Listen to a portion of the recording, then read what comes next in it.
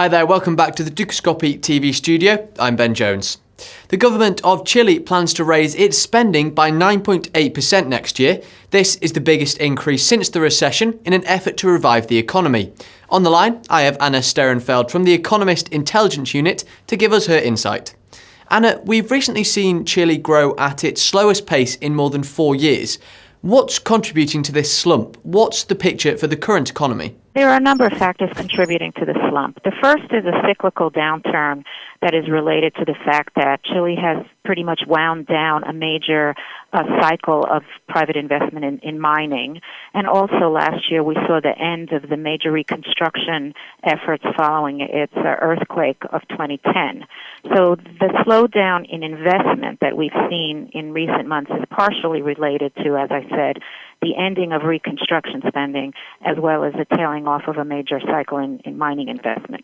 But another factor is that we've seen a significant erosion in investor confidence in Chile since the new government took office in March, and that has contributed to actual contraction in investment this year.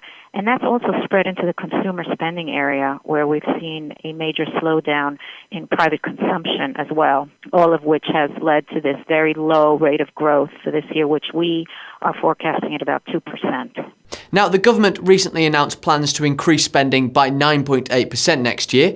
Can you tell us some more specifics about this? What is the aim, and do you think it will work? Well, this is a classical counter-cyclical budget, meaning that the government will boost fiscal spending as a means to stimulate economic growth and pull the economy out of its slump.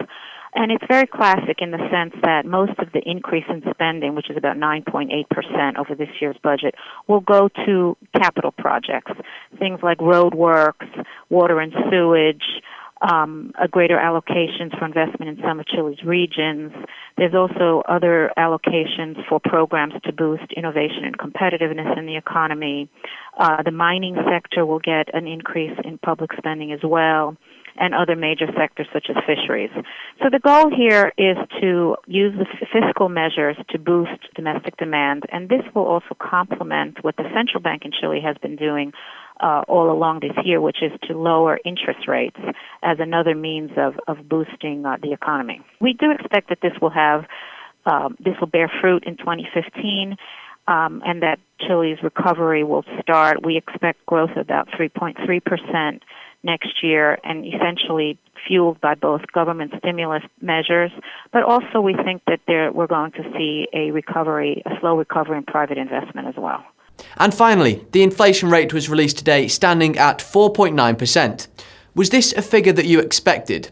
This was quite a bit higher than what we expected. Now, Chile has been the inflation rate has been exceeding the government target range, which is 2 to 4% for the last 6 months. In other words, the 12-month inflation rate has exceeded 4% for the last 6 months, but it's been around the range of 4 to 4.2%. So this is a significant increase in the annual rate to 4.9. This is mostly being fueled by a very strong depreciation of the currency this year. So far this year, the Chilean peso has weakened by about 12%. And what this does is increase the cost of imports, and this then has a knock-on effect in the rest of the economy and has boosted the rate to 4.9. However, we think that this is transitory because we think that the rate of currency depreciation will start to ease in 2015, and that the expectation is that inflation will start to return to that target range of 2 to 4% next year. Anna, thank you very much for joining us today. That is all we have time for. Stay tuned to Dukascopy TV for the rest of the week, though, as we bring you plenty more updates. Bye for now.